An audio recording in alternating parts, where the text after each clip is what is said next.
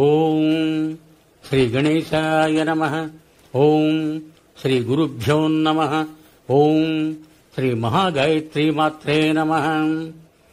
శ్రీ మహాగాయత్రీ మాత YouTube ఛానల్కు శ్రోతలందరికీ సాదర స్వాగతం. ఆహ్వానించువారు కాశీవజ్ర సుబ్రహ్మణ్య శర్మ, నిడదవోలు. వైశాఖ పురాణము 26వ అధ్యాయము. వాల్మీకి జన్మ. నారద మహర్షి అంబరీష మహారాజునకు వైశాఖ మహిమనిట్లు చెప్పనారంభించెను.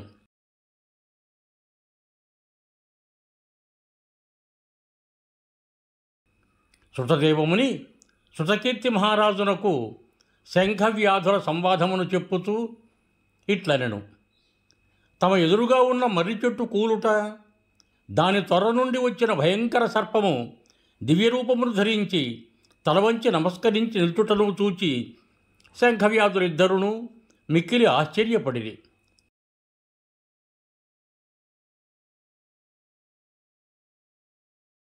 శంఖుడును ఆ దివ్యపురుషుని చూచి, ఓయి, నీవెవరవు? నీకిట్టి దశ ఏల వచ్చినది? విముక్తి ఏల కలిగినది? నీ వృత్తాంతమునంతయు వివరముగా చెప్పుమని అడిగాను. శంఖుడిట్లడగగానే ఆ దివ్యపురుషుడు సాష్టాంగ నమస్కారమును చేసి ఇట్లు చెప్పనారంభించెను. ఆర్య, నేను ప్రయాగక్షేత్రమున ఉండు బ్రాహ్మణుడును, కుశీదుడను ముని యొక్క పుత్రుడను, మాటకారిని, రూపయవ్వనములు విద్యాసంపదలు కలవడి గర్వించువాడను, చాలామంది పుత్రులు, అహంకారము కలవాడను. నా పేరు రోచనుడు. ఇట్టి నాకు ఆసనము, శయనము, స్త్రీసుఖము, నిద్ర, జూదము, పనికిమాలిన ప్రసంగములను చేయుట, వడ్డీ వ్యాపారము చేయుట నా నిత్యకృత్యములు. జనులు ఆక్షేపించురని సంధ్యావందనాధికమును చేసినట్లు నటించెడివాడను. మోసము, ఆడంబరము తప్ప నాకు పూజాదుల యందు శ్రద్ధ లేదు. ఇట్లు కొంతకాలము గడిచెను.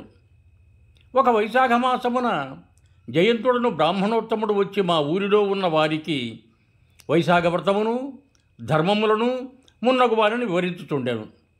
స్త్రీలు, పురుషులు, బ్రాహ్మణాది చతుర్వర్ణముల వారు అందరూ కొన్ని వేల మంది వైశాఖ వ్రతమును ఆచరించుతూ ప్రాతకాల స్నానము, శ్రీహరి పూజ, కథాశ్రవణము మున్నగు పనులను చేయుచుండిరి. జయంతుడు చెప్పుతున్న శ్రీహరి కథలను మౌనముగా శ్రద్ధాశక్తులతో వినుచుండిరి. నేనును ఆ సభను చూడవలయునని వేడుక పడితిని. తలపాగా మున్నగు వానితో విలాసవంతమైన వేషములు ధరించి తాంబూలమును నవ్వులుచు సభలోనికి ప్రవేశించి తిని. నా ప్రవర్తనచే సభలోని వారందరికీ ఇబ్బంది కలిగను. నేను ఒకరి వస్త్రమును లాగుచూ, మరొకరిని నిందించుచూ, వేరొకరిని పరిహసించుతూ, అటూ ఇటూ తిరుగుతూ హరికథా ప్రసంగమునకు, శ్రవణమునకు ఆటంకమును కలిగించి తిని. ఇట్టి దోషములచే నా ఆయువు క్షీణించి రోగగ్రస్తుడనైతిని, మరణించి తిని. మిక్కిలి వేడిగానున్న నీటితోనూ సీసముతోనూ నిండి ఉన్న నరకములో చిరకాలము కాలకూట సాన్నిధ్యమున ఉండి 84 లక్షల జీవరాశుల యందును జన్మించుచు భయంకర సర్పరూపమును పొంది విశాలమైన ఈ మర్రి చెట్టు తొర్రలో ఆహారము లేక బాధపడుతూ 10,000 సంవత్సరములుంటిని. దైవికముగా నీవు చెప్పుతున్న వైశాఖ మహిమను విని పాపములను పోగొట్టుకొని శాప విముక్తుడనై దివ్యరూపమును అందితిని. నాకిట్టి భాగ్యమును కలిగించిన నీకు కృతజ్ఞుడనై ఇట్లు నమస్కరించి తిని. స్వామి, మీరు నాకు ఏ జన్మలో బంధువులో తెలియదు. నేను మీకెప్పుడూ ఏ విధముగానూ సాయపడలేదు. అయినను సజ్జనులు అన్ని ప్రాణులతో స్నేహమును కలిగి ఉందురు కదా. స్వామి, సజ్జనులు దయావంతులగు వారు నిత్యము పరోపకార పారాయణులే కదా. స్వామి, నాకు సదా ధర్మబుద్ధి కలుగునట్లును, విష్ణు కథలను మరోకుండా ఉండునట్లును అనుగ్రహింపుము. నేత్రదోషము కలవానికి కాటుక సాయపడినట్లుగా ధనమదము కలవారికి దరిద్రులు మంచి నడవడిక గల సజ్జనుల సహవాసం మాత్రము సదా ఉండవలయును. అని ఆ దివ్యపురుషుడు శంఖమునిని బహువిధముల ప్రార్థించుచూ నమస్కరించి అట్లే ఉండెను. శంఖమునియు తనకు నమస్కరించి ఉన్న దివ్యపురుషుని తన బాహువులతో పైకి లేవనెత్తెను. తన పవిత్రమైన చేతితో వారిని స్పృశించి వారిని మరింత పవిత్రుడి గావించెను. ధ్యానస్థిమితుడై కొంతకాలముండి వానిపై దయాపూర్ణుడై వానికి ముందు కలుగబోవు జన్మనిట్లు వివరించెను. ఓయి, వైశాఖమాస మహిమను వినుట వలన, శ్రీహరి మహిమను వినుట వలన నీ పాపములన్నీయూ పోయినవి. నీవు దశార్ణ దేశమున వేదశర్మ అను బ్రాహ్మణుడుగా జన్మింతువు. వేదశాస్త్రాదులను చక్కగా చదివి ఉందువు.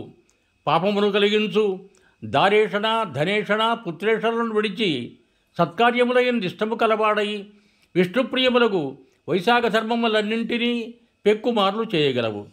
సుఖదుఖాది ద్వంద్వములను విడిచి నిస్సంగుడవై, నిరీహుడవై, గురుభక్తి, ఇంద్రియజయము కలవాడవై సదా విష్ణు కథాసక్తుడవు కాగలవు. ఇట్లుండి సర్వబంధములను విడిచి సర్వోత్తమమగు శ్రీహరి పదమును చేరగలవు. నాయన, భయపడకుము. నీకు నా అనుగ్రహమున శుభము కలగగలదు. హాస్యముకు గాని, భయమున గాని, కోపం వలన గాని, ద్వేష కామముల వలన గాని, స్నేహము వలన గాని శ్రీహరినామమును ఉచ్చరించిన సర్వ పాపములను రసించును. శ్రీహరినామమును పలికిన పాపాత్ములను శ్రీహరి పదమును చేరుదురు సుమా.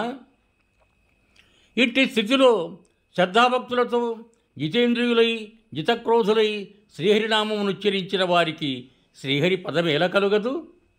శ్రీహరిపై భక్తియే కలిగి సర్వధర్మములను విడిచిన వారైనను శ్రీహరి పదమును చేరుదురు. ద్వేషాదులచే శ్రీహరిని సేవించిన వారు పూతన వలె శ్రీహరి స్థానమును చేరుదురు. సజ్జన సహవాసము, సజ్జన సంభాషణ మున్నగునవి తప్పక ముక్తినిచ్చును. కావున ముక్తిని కోరువారు సజ్జనులను సేవింపవలయను. శ్లోకమున దోషములున్నను శ్రీహరి నామములున్నచో సజ్జనులు ఆ శ్రీహరి నామములనే తలచి ముక్తినందుదురు, ముక్తినిత్తురు. అనగా విష్ణునామ మహిమ గమనింపదగినది సుమా. శ్రీహరి భక్తులకు కష్టమును కలిగించు సేవను కోరడు. అధిక ధనమును, రూపయవ్వనములను కోరడు. శ్రీహరిని ఒక్కమారు స్మరించినను సర్వోత్తమగు వైకుంఠ ప్రాప్తినిచ్చును. అట్టి భక్తి సులభుని, దయాళువును విడిచి మరి ఎవరిని శరణు కూడుదుము? కావున దయానిధి, జ్ఞానగమ్యుడు, భక్తవత్సలుడు, మనఃపూర్వకముగా భక్తికే సులభుడు, అవ్యయుడుగు శ్రీమన్నారాయణుని శరణు పొందుము. నాయన, వైశాఖమాసమునకు చెందిన ధర్మములన్నింటినీ యథాశక్తిగా ఆచరింపుము. జగన్నాథుడకు శ్రీహరి సంతసించి నీకు శుభములనిచ్చును అని శంకుడు దివ్యరూపధారిని ఉద్దేశించి పలికెను. ఆ దివ్యపురుషుడు కిరాతుని చూచి ఆశ్చర్యపడి మరలా శంకునితో ఇట్లడెను. శంఖమహాముని, దయాస్వభావము గల నీచే అనుగ్రహింపబడి నేను ధన్యుడనైతిని. నాకు గల దుర్జన్మలు నశించినవి. నీ అనుగ్రహమున ఉత్తమగతిని పొందగలను అని పలికి శంఖుని అనుజ్ఞనంది స్వర్గమునకు పోయెను. కిరాతుడును శంఖమునికి వలై ఉపచారములను భక్తియుక్తుడై ఆచరించెను. శంఖముని నాటి సాయంకాలము రాత్రి కిరాతకునకు భక్తిని కలిగించు మహిమాన్వితములకు శ్రీహరి కథలను చెప్పుతూ గడిపెను. బ్రహ్మముహూర్తమున లేచి కాలకృత్యమును నెరవేర్చి సంధ్యావందనాధికమును శ్రీహరి పూజను చేసెను. పరిశుద్ధుడకు కిరాతనకు తారకమగు రామ అను 2 అక్షరాల మంత్రమును ఉపదేశించెను. నాయన, శ్రీహరి యొక్క ఒక్కొక్క పేరును అన్ని వేదముల కంటే ఉత్తమము. అట్టి భగవన్నామములన్నిటికంటే సహస్రనామములు ఉత్తములు. అట్టి సహస్రనామములకును రామనామం ఒక్కటియే సమానము. కావున రామనామమునే నిత్యము జపింపుము. వైశాఖ ధర్మములను బ్రతికి ఉన్నంత వరకు ఆచరింపుము.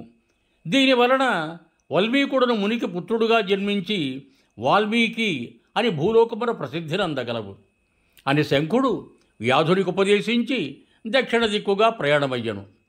కిరాతుడును శంఖునకు ప్రదక్షిణ నమస్కారములను ఆచరించి కొంత దూరం అనుసరించి వెళ్ళెను. వెళ్ళుచున్న శంఖమునిని విడుచుట అతనికి బాధాకరముగా ఉండెను. మునిని విడవలేక బిగ్గరగా దుఃఖించెను. అతనినే చూచుతూ ఆయననే తలచుతూ దుఃఖాతుడై ఉండెను. అతడాడ అడవిలో మనోహరమైన తోటలు ఒక దానిని నాటి నీడనెచ్చు మండపములను శైవేంద్రములను నిర్మించెను. మహిమాన్వితములకు వైశాఖ ధర్మములను కిరాతుడు ఆచరించుతూ ఉండెను. అడవిలో దొరకు వెలగ, మామిడి, పనస మున్నగు పండ్లతో బాటసారులకు సేవ చేయుచుండెను. పాదుకలు, చందనము, గొడుగులు, విసనకర్రలు మున్నగు వారిని నిచ్చుచూ బాటసారులకు అనేక విధములుగా సేవించుచుండెను.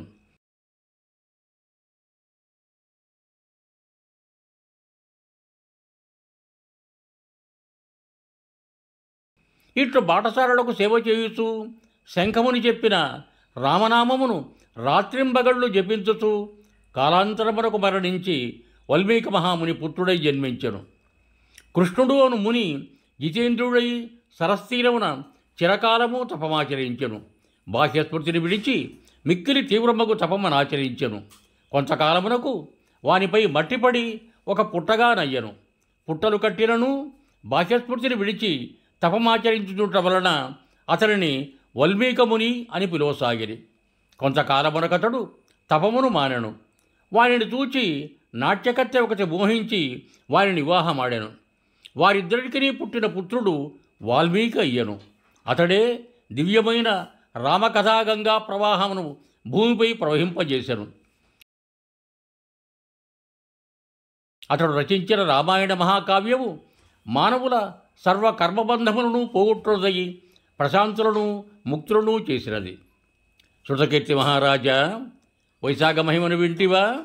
దుష్టుడకు కిరాతుడు శంఖుని పాదుకలను మున్నగు వారిని దుర్బుద్ధితో అపహరించియు వైశాఖ మహిమ వలన శంఖునికి శిష్యుడై పెక్కు ధర్మములను విని ఆచరించి వాల్మీకి అయి జన్మించి పవిత్రమగు రామకథను లోకమునకు తెలిపి చిరస్మరణీయుడయ్యను, మహర్షి అయ్యను. పాపములను పోగొట్టి పరమానందమును కలిగించు ఈ కథను విన్నవారు చెప్పినవారు పునర్జన్మనందరు ముక్తిని పొందుదురు అని శృతదేవుడు శృతకీర్తి మహారాజునకు శంఖ వ్యాధ సంవాదమును వివరించెను అని నారదుడు అంబరీషునకు వివరించెను. యువం భూయాత్ సర్వే జనా సుఖినో భవంతు. ధన్యవాదములు. మీకు నా ఈ వీడియో నచ్చినట్టయితే దయచేసి ఒక లైక్ కొట్టి మీ బంధుమిత్రులకు కూడా నా ఈ వీడియోను షేర్ చేయగలరు. అదేవిధంగా నా ఛానల్ను కూడా సబ్స్క్రైబ్ చేయ ప్రార్థన. మరొక్క మారు ధన్యవాదములతో భవదీయుడు కాశీవజ్ర సుబ్రహ్మణ్య శర్మ, నిడదవోలు, తూర్పుగోదావరి జిల్లా.